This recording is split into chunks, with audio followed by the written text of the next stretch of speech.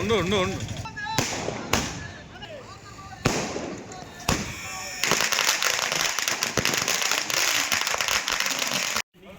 అందరికీ నమస్కారం. ఈరోజు ఆంధ్ర రాష్ట్రం ఒక అదృష్టం చేసుకునింది. కూటమి ప్రభుత్వం అధికారులకు రావడం, దాన్ని ఏదైతే అమరావతి బిల్లు మనం అసెంబ్లీలో తీర్మానం చేసి పార్లమెంటు రాజ్యసభలో బిల్లు ప్రవేశపెట్టడం జరిగింది. దానికి ఒక వైసీపీ తప్ప మిగతా అన్ని పార్టీలు కూడా దాన్ని ఏకగ్రీవంగా తీర్మానించుకోవడం జరిగింది. దేవతల రాజధాని అమరావతి, ఆంధ్ర రాష్ట్ర రాజధాని అమరావతి అనే తరుణంలో ఈ యొక్క జగన్మోహన్ రెడ్డి ఈరోజు మాట్లాడుతూ ఉన్నాడు. మావిన్ గన్ అంట.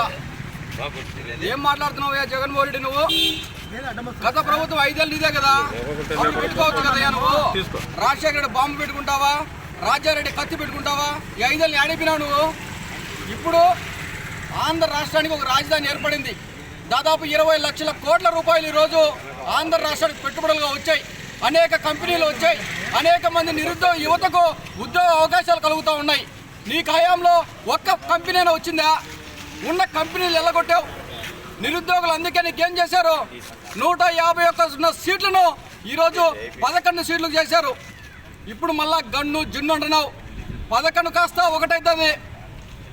ఆంధ్ర రాష్ట్రం బాగుపడాలంటే, ఆంధ్ర రాష్ట్రం అభివృద్ధి చెందాలంటే రాష్ట్రంలో కూటమి ప్రభుత్వం ఉండాలి.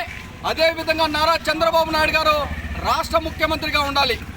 అట్లాగే మన ప్రియతమ నాయకులు, యువ నాయకులు నారా లోకేష్ గారు ఐటీ శాఖ మంత్రి అయిన తర్వాత నిరుద్యోగులు ఉద్యోగ అవకాశాలు వస్తూ ఉన్నాయి. ఒకేసారి జాబ్ క్యాలెండర్ రిలీజ్ చేశారు. 16,000 పోస్టులు, టీచర్ పోస్టులు రిలీజ్ చేశారు. నిన్న కాక మొన్న 1060 పోస్టులు ప్రభుత్వ ఉద్యోగాల పోస్టులు రిలీజ్ చేశారు. ఒక్క పోస్టును రిలీజ్ చేసావు నువ్వు. యువతను మట్టి కొట్టావు నువ్వు. ఈరోజు రాష్ట్రాన్ని సర్వనాశనం చేశావు. అమరావతిని భ్రమరావతి అని చెప్పి, శ్మశానం అని చెప్పి రాష్ట్రాన్ని రావణకాశ చేశావు. ఈరోజు అది చట్టబద్ధత అయింది. నువ్వు కాదు కదా, నీ పుట్టించిన దేవుడు వచ్చినా కూడా అది మార్చలేడని చెప్పి ఆంధ్ర రాష్ట్ర ఏకైక రాజధాని అమరావతి.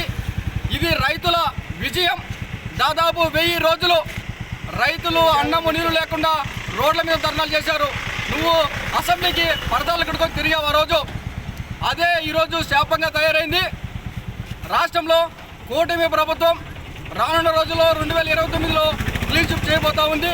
యువత, రైతులు అందరూ కూడా కూటమి ప్రభుత్వం వైపు ఉన్నారని చెప్పి మరొకసారి ఈ యొక్క అమరావతి బిల్లును ఆమోదం చేసేందుకు మన ప్రియతమ నాయకులు నారా చంద్రబాబు నాయుడు గారికి, పవన్ కళ్యాణ్ గారికి, లోకేష్ గారికి, అట్లాగే ప్రధానమంత్రి నరేంద్ర మోడీ గారికి నందలూరు మండలం తెలుగుదేశం తరఫున ప్రత్యేకమైన ధన్యవాదాలు తెలియజేసుకుంటా ఉన్నాం.